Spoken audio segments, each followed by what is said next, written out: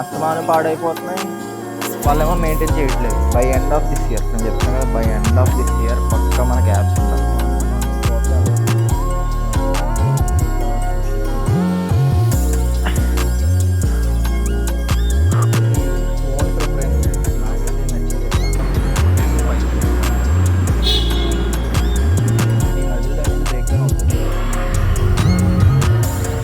మీకు మంచి కాంట్రాక్షన్ అయితే దొరుకుతుంది.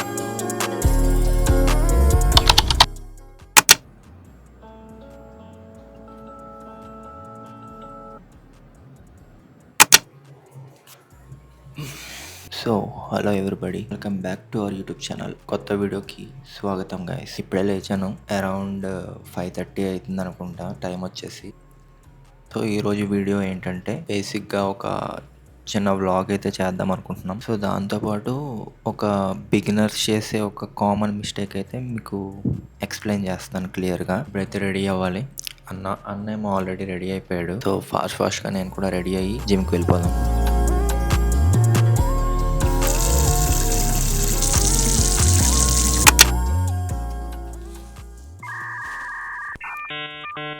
అమ్మని ఛార్జింగ్ అయిపోయింది గైస్. ఇప్పుడే మనం జిమ్ కట్టుకెళ్తాకి ఇయర్ ఫోన్స్ లేవు. సో ఇవాళ ఎట్లా ఉండిపోతుందో వితౌట్ హెడ్సెట్ వర్కౌట్. నైట్ చూసుకుందాం అనుకున్నా కదా, నేను ఛార్జింగ్ పెట్టలేదా, మేబీ మర్చిపోయి ఉంటాను. ఇవాళ వర్కౌట్ ఎలా ఉండబోతుందో ఏంటో. చెత్తలో సాంగ్స్ పెడతారు ఇప్పుడు జిమ్లో. మేనేజ్ చేయాలి, యాప్ డేనే కదా, చూద్దాం.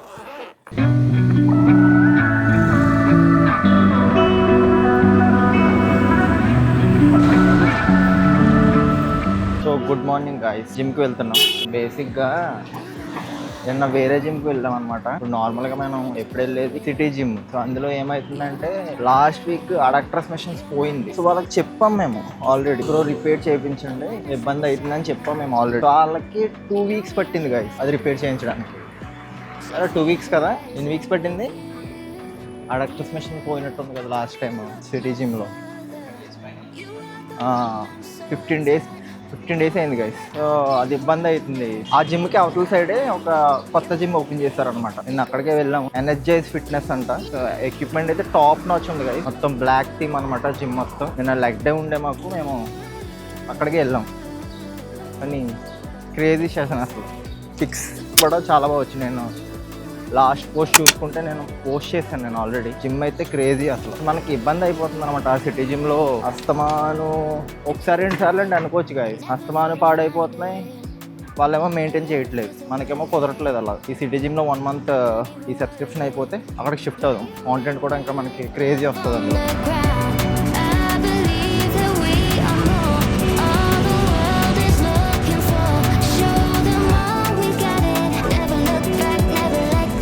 వచ్చేసాం గైస్. టుడే యాప్స్ డే అనమాట. మనకు వచ్చిన బిగ్ ప్రాబ్లం ఏంటంటే, నేను బిగినర్గా ఉన్నప్పుడు యాప్స్ మొత్తం స్కిప్ చేస్తాను. సో ఇప్పుడు ఇది దాని ఎఫెక్ట్ ఇప్పుడు చూపిస్తుంది అనమాట. 10 to 12% బాడీ ఫ్యాట్కి వచ్చినా కూడా ఇంకా స్టిల్ క్లియర్ యాప్స్ అయితే కనపడట్లేదు. అది గైస్ మ్యాటర్. ఇప్పుడైతే బాగా ఫోకస్ చేస్తున్నాం.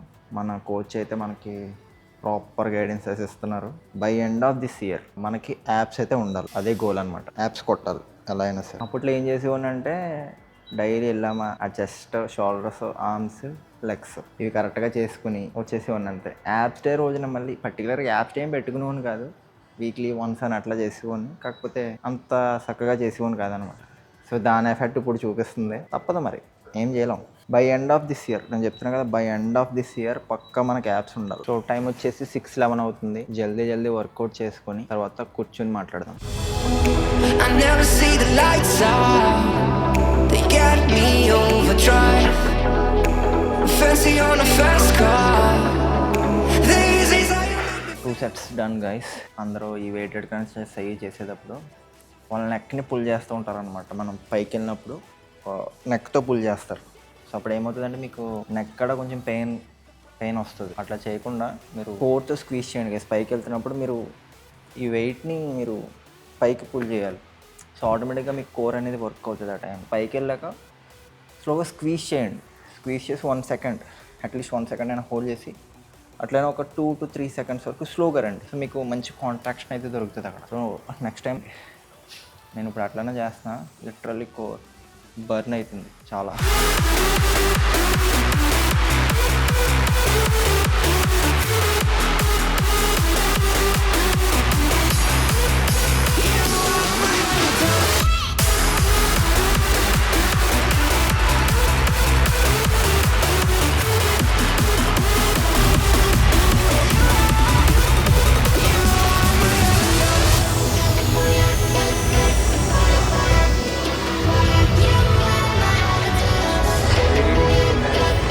యాప్స్ కండిషన్ చూసారు కదా, ఇప్పటికది 53 days అవుతుంది అనమాట ఆ కండిషన్కి. So literally for the first time అనమాట మనకి యాప్స్ రివీల్ అవడం, అంతలా రివీల్ అవడం. This is the first time. ఒకసారి ఇమాజిన్ చేయండి guys, by end of this year ఇంకెంత పర్ఫెక్ట్గా ఉంటాయో యాప్స్ అన్నది మీరు ఒకసారి ఇమాజిన్ చేయండి. క్రేజీ ఉండబోతుంది by end of this year.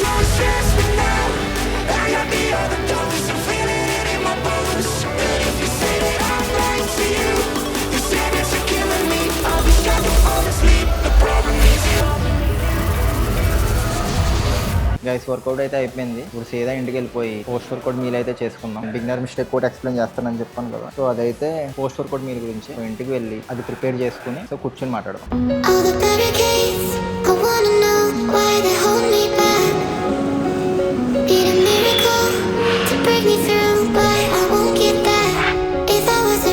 ఇప్పుడే ఇంటికి వచ్చాను. ఇప్పుడు మన ప్రీ వర్కౌట్ అంటే మన పోస్ట్ వర్కౌట్ మీల్ అయితే ప్రిపేర్ చేసుకుందాం. సో సింపుల్గా మనం బనానా అండ్ వే ప్రోటీన్ తీసుకుంటాం అంతే. సో నా దగ్గర 3 వే ప్రోటీన్స్ ఉన్నాయి బేసిక్గా. ఒకటి వచ్చేసి ఆన్ వాళ్ళది, ఇది వెనిలా ఫ్లేవర్, ఇది ఐసోలేట్ అనమాట. ఇది ఒకటి, ఇది వచ్చేసి రిచ్ చాక్లెట్ ఫ్లేవర్, ఇది కూడా ఆన్ వాళ్ళదే. అండ్ నేను డైలీ ఎక్కువ యూజ్ చేసేది అయితే ఇదే గైస్, అప్లైన్ న్యూట్రిషన్ వాళ్ళదనమాట. సో ఇది cafe latte flavour. Morning coffee అలవాటు ఉండే, సో అందుకే నేను ఈ ఫ్లేవర్ చూస్ చేసుకున్నాను అనమాట. సో ఇప్పుడైతే మనం ఆ పోస్ట్ వర్కౌట్ మీల్ అయితే ప్రిపేర్ చేసుకుందాం. ఇట్లా ఫ్రోజన్ చేసుకుంటాను, నార్మల్గా తింటుంటే అదో టైప్లో అనిపిస్తుంది. సో అందుకే నేను ఇట్లా బిఫోర్ నైటే నేను అవి కట్ చేసుకుని ఫ్రీజర్లో పెట్టేసుకుంటున్నా. అది అట్లా ఫ్రోజన్ అయిపోతుంటే మంచిగా ఆ కూలింగ్ కానీ ఆ టెక్స్చర్ మంచిగా వస్తుంది. సో నాకు అట్లా మంచిగా అనిపిస్తుంది. నేను ముందు నైట్ అట్లా చేసుకుని పెట్టుకుంటున్నాను. సో ఇప్పుడైతే ప్రిపేర్ చేసుకుందాం. ఇది ఎంత యూజ్ చేస్తానంటే ఆల్రెడీ ఇందులో షుగర్ ఉంటుంది, నాకు మంచిగా అనిపిస్తుంది వేసుకుంటే. ఇది 0 calorie, దీంట్లో మనకి ప్రాబ్లం ఏమి ఉండదు అనమాట. ఇది 0 calorie స్వీట్నర్, లూలు వాళ్ళది. నాకు బెస్ట్ అనిపించింది ఇది. మీకు ఆ టేస్ట్ అనేది ఇంకా ఎన్హాన్స్ అవుతుంది వేసుకుంటే. లైక్ మీకు షుగర్ తిన్నట్టే ఉంటుంది, కాకపోతే బెటర్ వేలో అనమాట, హెల్దీ వేలో మనం షుగర్ తినొచ్చు. అయిపోయింది గైస్, ఇదే మన పోస్ట్ వర్కౌట్ మీల్ అనమాట. సో నేను ఇందుకే ఫ్రోజన్ చేసుకుంటాను అనమాట. మీకు ఇంత థిక్ షేక్ లాగా వస్తుంది అనమాట మీకు ఫ్రోజన్ బనానాస్ వేసుకుంటే. సో యాక్చువల్లీ ఇక్కడ ఫ్రోజన్ బనానాస్ అయితే దొరకట్లేదు. నేను ఏం చేస్తానంటే డైరెక్ట్ ఫ్రెష్ బనానాస్ తెచ్చుకొని అవి ఇట్లా కట్ చేసుకుని ఫ్రీజర్లో పెట్టేస్తున్నా. సో మనకి ఈ టెక్స్చర్ అయితే వస్తుంది మంచిగా. ఇది ఓన్ ప్రిఫరెన్స్ గైస్, నాకైతే నచ్చింది ఇట్లా. సో గైస్ ఇదే మన పోస్ట్ వర్కౌట్ మీల్ అనమాట. ఇందులో మనకి బనానా ఎందుకు యాడ్ చేశానంటే, మనం ఇప్పుడు వర్కౌట్ తర్వాత ఎనర్జీ డిప్లీట్ అయిపోతుంది కదా మనకి. సో ఆ ఎనర్జీని మళ్ళీ రీఫిల్ చేసుకోవడానికి కార్బ్ సోర్స్ అనమాట. అండ్ వే ప్రోటీన్ ఐసోలేట్ ఎందుకంటే, సో మనకి ఆల్రెడీ ఇప్పుడు వర్కౌట్ చేసి వచ్చాం, మజిల్ బ్రేక్ డౌన్ అయి ఉంటుంది కాబట్టి ఆబ్వియస్లీ అవి రిపేర్ అవ్వడానికి మనకి ప్రోటీన్ అనేది అవసరం.